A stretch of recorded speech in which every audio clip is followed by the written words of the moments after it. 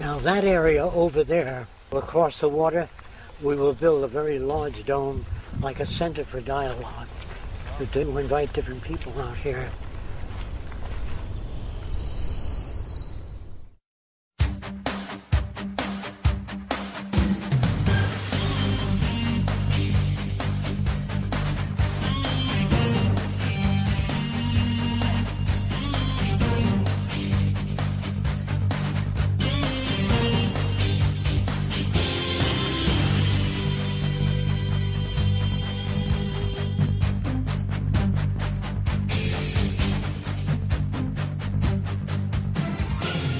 This is a freighter with separate sections.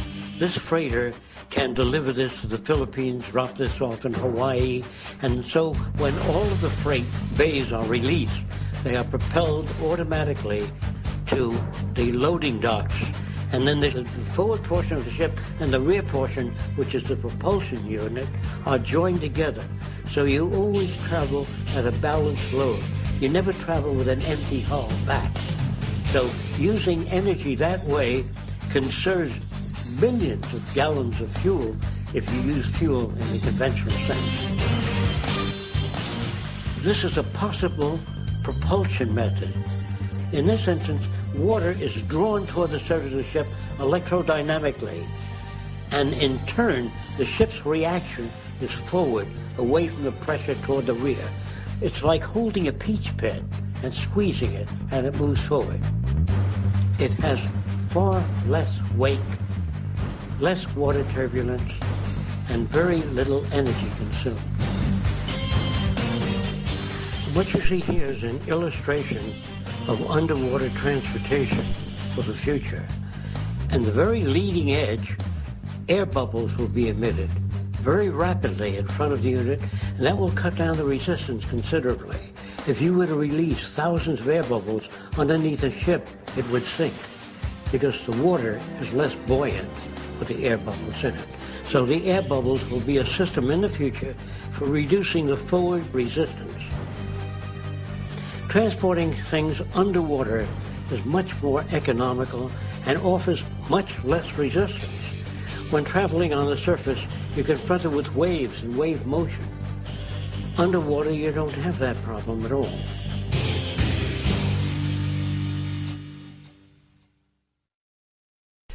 We talk about civilization as though it's a static state. Right. And there are no civilized people yet. It's a process that's constantly going on. We're not civilized. It's an ongoing process. Yeah. And so we never become fully civilized because we'd have to know quite a bit in order to behave in the most constructive manner. And that goes for intelligence. I don't know if I've talked to you about an electrical engineer of 75 years ago, an intelligent one, couldn't get a job today. Right. So when you talk of intelligence, what are you talking about? It's an ongoing process. It isn't. That's why there's no such thing as an intelligent person. That if people are fairly well informed in area A and B, not informed in area C. And so when you go on with a word like civilization, it sounds like something that was attained. As long as you have war, police, prisons, crime, you're in the early stages of civilization, what they call civilization.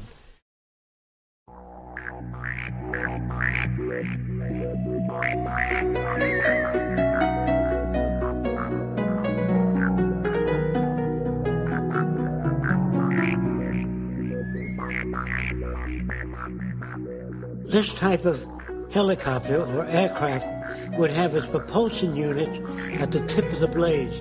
They'd be relatively small, high thrust. The center of the disc, or the passenger compartment, would remain stationary while the blades spun around.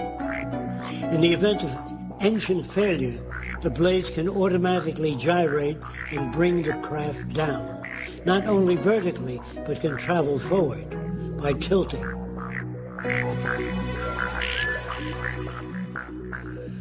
You will notice that there are no ailerons or elevators on this plane.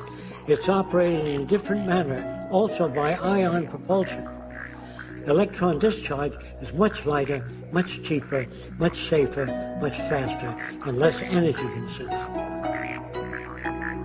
In the future, by controlling the airflow over wings and the direction of it, the need for a rudder will be rendered obsolete.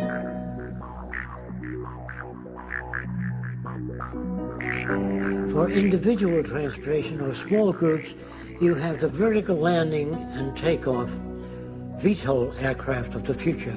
They are called lift fuselage, as the body itself generates the lift for this type aircraft, and it is propelled electronically, meaning particles are electrified and discharged from the rear of the craft, which propel the craft forward. And for hovering, we then eject the same propellant downward and generate a ring vortex, a whirling vortex beneath the craft, and the control of that vortex determines the speed downward.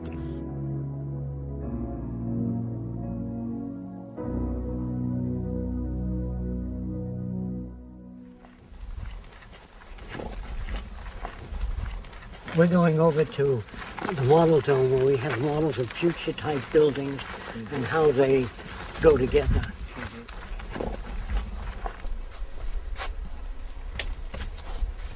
Here you have the city system. I put domes here, but there'll be very many variations. In other words, yes. What are those? These are research centers. Okay. This is medicine, agronomy, population designing, improvement of products, energy systems. Energy in the future will be geothermal, most of it. You can get that from the earth. There's enough geothermal energy for thousands of years without worrying about anything. And I'm not talking about solar, wind power, or wave power, or tidal power. All that is extra.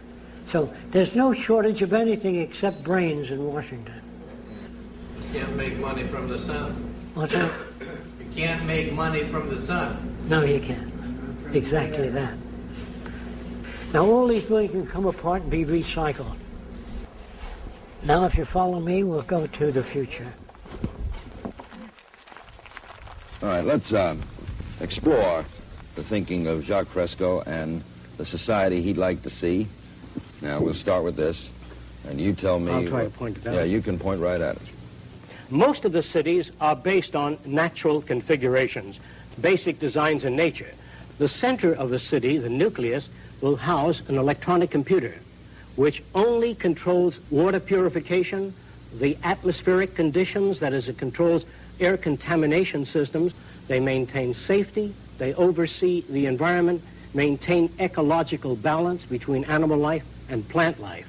The center of the city is a university that covers all subjects related to man.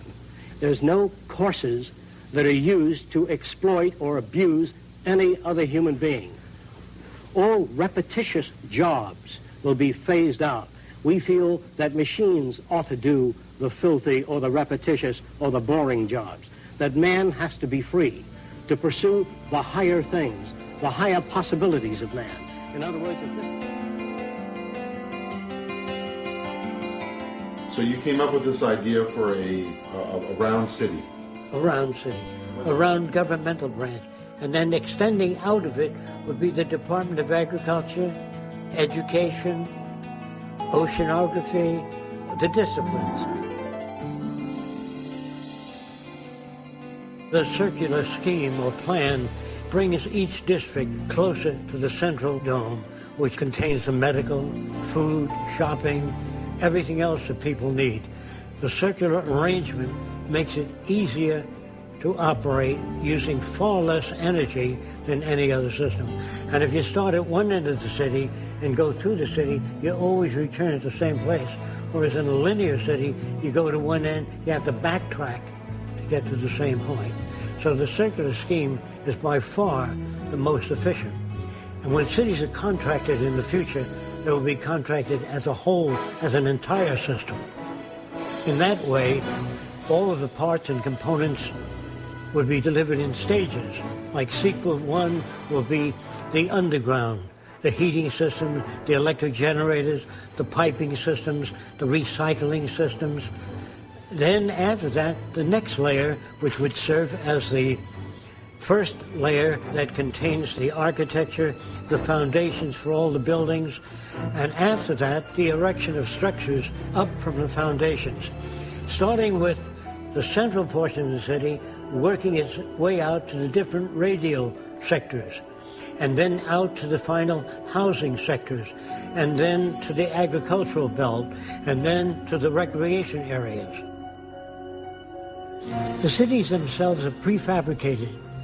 Most of the elements that comprise the structures of the cities are interchangeable, interlocking. They are designed so they can be disassembled just as they were assembled. So the new cities will be updated continuously. As the waters are piped into the cities, they are checked. And to whatever extent contamination exists, the water processing plants evaporate the water, recondense it, and cleanse it.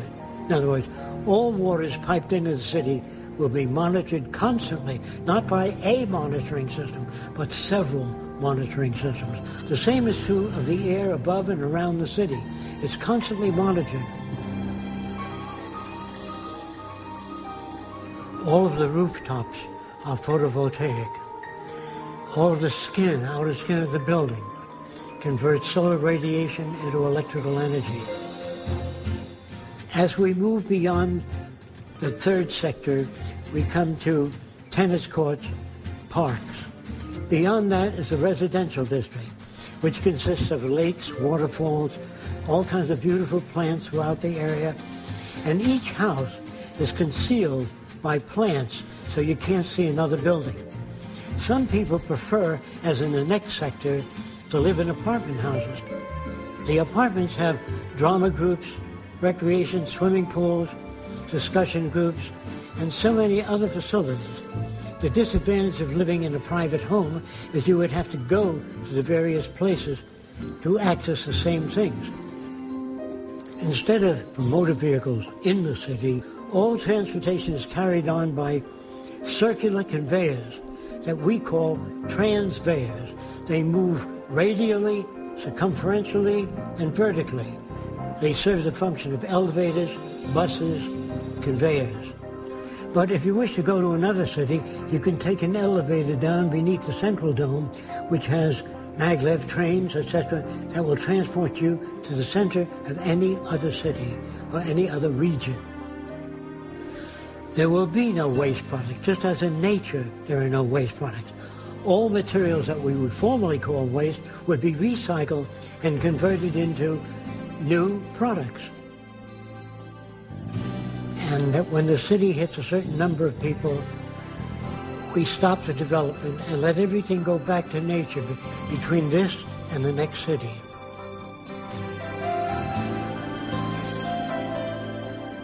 It doesn't mean that we can solve all the problems.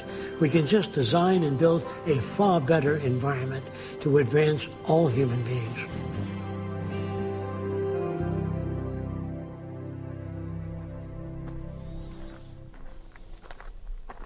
Like I said, not everybody will live in a dome. This is different types of architecture. This may be a vacation house. I don't know, like I say, what people will choose to live in, but that would be up to each individual. What we want to do is then build cities in the sea. You pick the city you want to live in. Some of these cities are for ocean mining. The oceans have tungsten, manganese, phosphorus, all kinds of chemicals that we may need, and they're made available to all people. And you don't have to worry about being blind in the future. We design cities so you can hear an open door and you can sense a table because you have built-in sensors.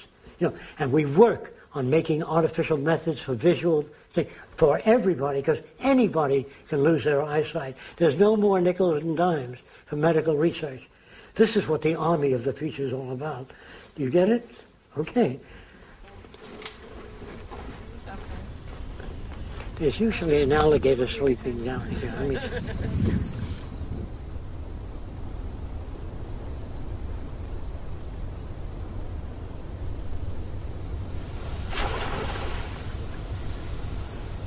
Are you betting that people will not declare war on each other so that you can get at building all of this? Well, we don't have much choice. We're going to destroy each other, or we're going to make it.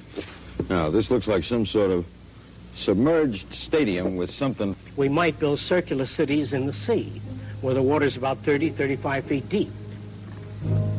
Most of the apartment houses will open out into the sea. You can observe marine life and fish swimming by. There'll be no zoos, no seaquariums. Everything will be observed in natural conditions. There will be boating, scuba diving, recreation, and universities built in the sea.